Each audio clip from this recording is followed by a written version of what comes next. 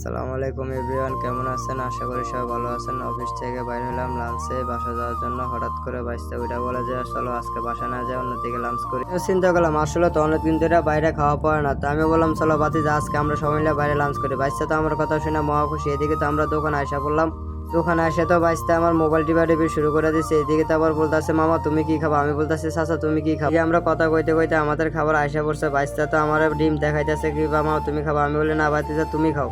বাইসটা হঠাৎ করে দেখে যে আমার আবার রান দেখা যাচ্ছে, লেগ পিস দেখা যাচ্ছে। বাইসটা তো এদিক দেখো আমি কিভাবে কামড় দিই। বাইসটা আমার খাওয়ান পায় মহা খুশি, কারণ খাওয়ান দেখে বাইসটা আবার লোভ সামলাতে পারে না, তাই বাইসটা আমার তাড়াহুড়া করে খাওয়া শুরু করে দিছে। খাওয়া দাওয়া শেষ, তাই আরেকজন বাইসটা আইসা পড়ছে। বাইসটা তো আইসা বলে কিরে চাচা তোরা আমারও তুই খেয়াল আছে? আমি বললাম হ্যাঁ বাইসটা তুমি একে একে খাও। বাইসটা তো খাইতে খাইতে দিল বের করে দিকে আবার কে কার আগে নিবো ওটা নিয়ে হেরা হেরা জর্গা লাগতেছে। তো আমি একটু চিন্তা করলাম যে আমার খাওয়া দাওয়া তো শেষ, আমি একটু বাইরে যাই, বাইরে যাই একটু হাঁটাচলা করি। ইয়ার হাঁটমো, হাঁটার আগে দিয়ে যে পিছন দিয়ে কে জানি ডাকতেছে। স্যার দেখলাম যে বাইসটা আমার বাইসটা কই যাচ্ছে, বাইসটা একটা ঠান্ডা লো। আমি বললাম যে বাইসটা আমার কাছে তো টাকা নাই, তুমি ঠান্ডা লো।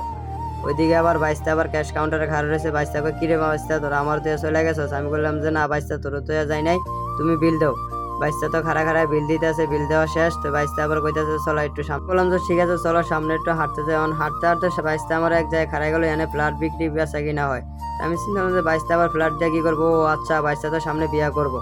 এদিক দিয়ে আবার বাইসটার খুঁজতেছে, ও হঠাৎ করে যে বাইসটা আবার সামনে আসা পড়ছে। বাইসটা তো সেই খুশি খাওয়ান পায় লাল একটা হাসি দিছে বাইসটার। আমি বললাম যে বাইসটা কেমন হয়েছে খাওয়ানটা? বাইসটা তো কইতেছে হ্যাঁ মামা অনেক ভালো হয়েছে। আমি আবার বললাম যে বাইসটা কই পাওয়া যায়? বাইসটা কই চলো ওইদিকে যাই বসি, ওইদিকে যেহেতু সবাই বসে আমরা ওইদিকে বসি।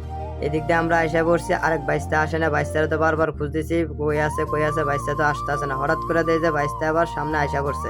আইসে তো বাইসটা বসে পড়ছে। বাইসটারে জিজ্ঞাসা করলাম কিরে বাইসটা কইছিলি এতক্ষণ? বাইসটা তো কিছু কয় না, আরে আর কইও না, বিল দিতে মহা একটা বিপদ। এদিক দিয়ে তো আবার বিমান একটা নামছে। বললাম চাচা চলো এবার জায়গা, যেহেতু খাওয়া দাওয়া করা শেষ তাই এখানে আর বসে থাকা লাভ নাই। যেহেতু অনেক পরিমাণ বাইরে গরম পড়ে, এই গরমের ভিতরে বসে থাকাটা আসলে মুশকিল। আমার কথাটা শুনে বাইসটারাও বলতেছে আসলে অনেক গরম লাগতেছে, চলো আমরা এবার অফিসের দিকে চলে যাই। খাওয়া দাওয়া শেষ, ঘোরাঘুরি শেষ, অফিস দিকে রওনা দিছি। বাইসটারা কি জানি কথা কইতাছে। আমি জিজ্ঞাসা করলাম যে বাইসটা কি হয়েছে সামনে? বাইসটা কই যে দেওয়া সামনে কি দেওয়া যায়।